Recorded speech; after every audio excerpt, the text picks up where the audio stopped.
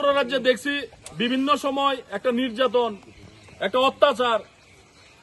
আপনারা খুশি হবেন যে আজকের দিনে আমরা প্রত্যেকটা বিধানসভার মধ্যে আমাদের সংগঠন সক্রিয়, আমরা যথেষ্ট যে ত্রিপুরা রাজ্যে 2028-এ সরকার আমাদের ছাড়া, তীব্রমতা পার্টি ছাড়া, মহারাজার আদর্শে ছাড়া ত্রিপুরা রাজ্যে সরকার হবে না।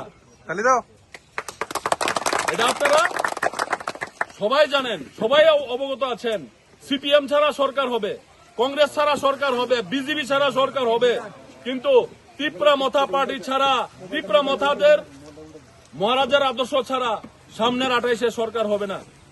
তাই আমি আপনাদেরকে অনুরোধ জানাবো, যথেষ্ট আজকে বৎসনগর বিধানসভায় কমলনগরে আমি ধন্যবাদ জানাই আক্তার ভাইকে যে এখানে খুব সুন্দর একটা প্রোগ্রাম অ্যারেঞ্জ করছে। এখানে আপনারা সবাই এক থাকবেন, ঠানসাই থাকবেন, একতায় থাকবেন।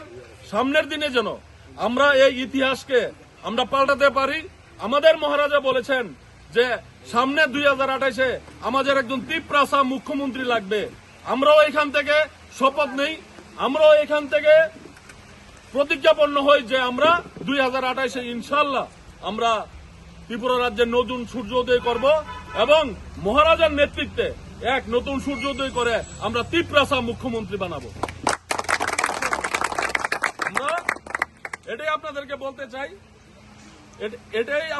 বলতে চাই যে আমরা এই বৃষ্টি কিছু না, এই সামনের 15-16 মাসের জন্য এই বৃষ্টি কিছু না। এর চেয়ে ভয়াবহ তুফানের মধ্যে দিয়ে আমাদেরকে এগিয়ে যেতে হবে। আমাদের ওয়ারিয়ার্সরা আমরা একতায় থাকবো এবং ত্রিপুরা রাজ্যের এই ইতিহাসকে ইনশাল্লাহ আমরা তৈরি করবো।